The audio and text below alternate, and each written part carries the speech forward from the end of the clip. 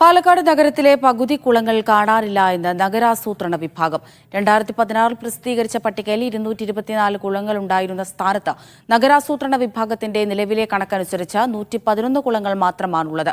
ഭൂമാഫിയയ്ക്ക് വേണ്ടി കുറഞ്ഞ കാലയളവിൽ കുളങ്ങൾ നികത്തിയതാണ് ഇതിന് കാരണമെന്ന് കൗൺസിലർമാർ ചൂണ്ടിക്കാട്ടുന്നു.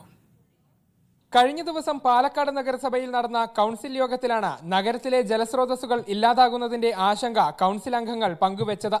2016 തയ്യാറാക്കിയ പട്ടികയിൽ 224 കുളങ്ങളുണ്ടെന്നായിരുന്നു കണക്ക്. പുതിയ മാസ്റ്റർ പ്ലാൻ തയ്യാറാക്കുന്നതിന്റെ ഭാഗമായി നഗരാസൂത്രണ വിഭാഗം കണക്കെടുപ്പ് നടത്തിയപ്പോൾ കുളങ്ങളുടെ എണ്ണം 111 ചുരുങ്ങി. 113 കുളങ്ങൾ ഈ കാലയളവിൽ നികത്തപ്പെട്ടുവെന്ന കണക്കുകൾ വ്യക്തമാക്കുന്നു. ബാക്കി വന്ന കുളങ്ങളിൽ ഭൂരിഭാഗവും നാശത്തിന്റെ വക്കിലാണ്. പല സ്ഥലങ്ങളിലും കുളങ്ങൾ നികത്തി അവിടെ കെട്ടിടങ്ങൾ നിർമ്മിച്ചു. ഇതിന് പിന്നിലെ ഭൂമാഫിയയുടെ പങ്ക് വലുതാണെന്ന് വെൽഫെയർ പാർട്ടി അംഗം എം സുലൈമാൻ ചൂണ്ടിക്കാട്ടി.